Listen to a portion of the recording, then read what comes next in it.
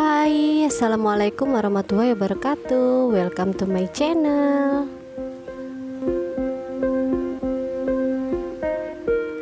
Kalian pasti pernah pergi ke kebun binatang, sungai, laut, atau hutan kan? Nah, kalian pasti tahu dong kalau semua tempat itu adalah sebuah ekosistem. Apa sih ekosistem itu? Ekosistem adalah sistem yang melibatkan organisme hidup dengan lingkungannya.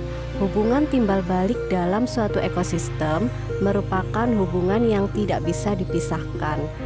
Kalau ada gangguan di salah satu komponennya, gangguan tersebut akan mempengaruhi komponen lainnya. Dalam sebuah ekosistem terdapat dua komponen, yaitu komponen biotik dan komponen abiotik. Apa sajakah yang termasuk ke dalam komponen biotik dan abiotik tersebut? Kita bahas satu-satu ya.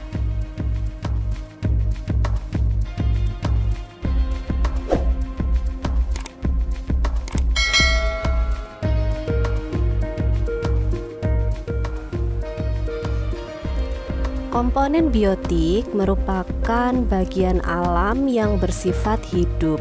Makhluk hidup seperti manusia, hewan, dan tumbuhan termasuk ke dalam komponen biotik.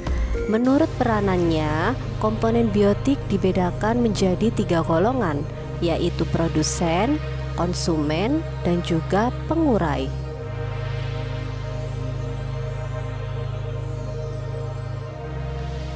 Produsen adalah golongan makhluk hidup yang dapat menghasilkan makanannya sendiri.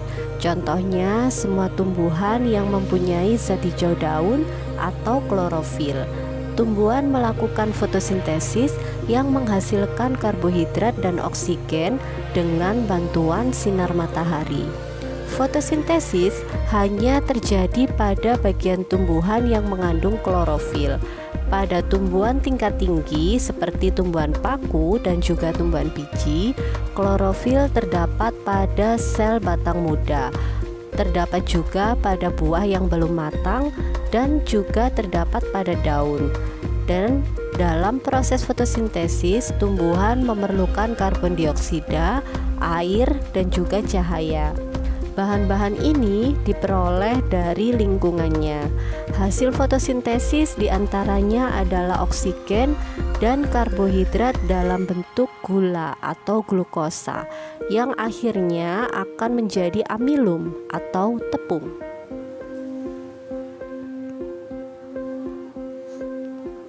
Konsumen adalah kelompok makhluk hidup yang tidak dapat membuat makanannya sendiri, sehingga berperan sebagai konsumen. Konsumen ini terdiri atas konsumen 1, konsumen 2, konsumen 3, dan seterusnya. Konsumen 1 adalah hewan yang langsung makan tumbuhan atau hewan yang makan produsen. Kemudian konsumen 2 adalah hewan yang memakan konsumen 1. Konsumen 3 adalah hewan yang memakan konsumen 2, dan lain sebagainya. Pengurai atau dekomposer bertugas menguraikan kembali zat yang terdapat dalam makhluk hidup yang sudah mati. Bakteri dan jamur saprofit yang hidup pada sampah atau sisa makhluk hidup merupakan makhluk hidup yang berperan sebagai pengurai atau dekomposer. Dengan adanya bakteri dan jamur saprofit, lingkungan kita tidak ditimbuni oleh banyak sampah tumbuhan dan juga hewan yang sudah mati.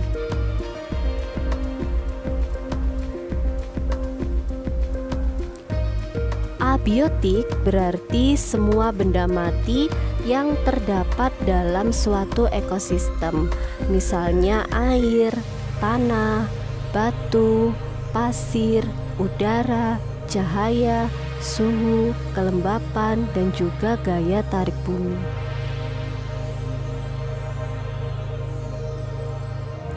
Ada beberapa komponen abiotik. Yang pertama adalah cahaya matahari. Sinar matahari adalah sumber utama energi untuk semua organisme di bumi.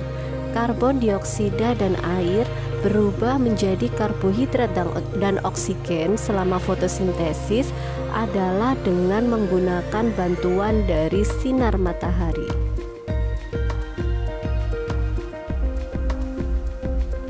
Komponen abiotik yang kedua adalah udara. Udara terdiri dari berbagai jenis gas seperti oksigen, hidrogen, karbon dioksida, dan nitrogen. Semua organisme membutuhkan udara untuk kegiatan mereka.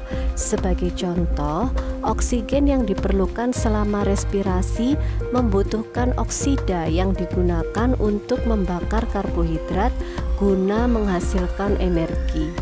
Tumbuhan menggunakan karbon dioksida sebagai bahan baku untuk fotosintesis pula. Komponen abiotik berikutnya adalah air.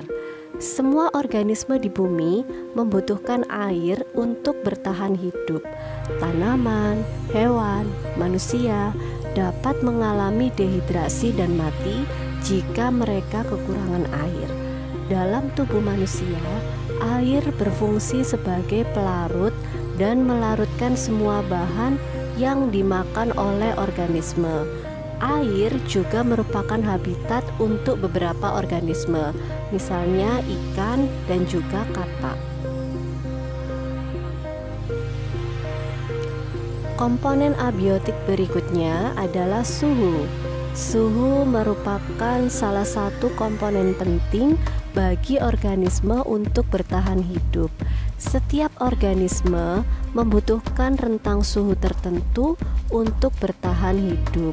Oleh karena itu, tanaman yang hidup di daerah panas seperti kaktus akan mati atau tumbuh buruk jika mereka ditanam di daerah yang dingin, dan juga sebaliknya.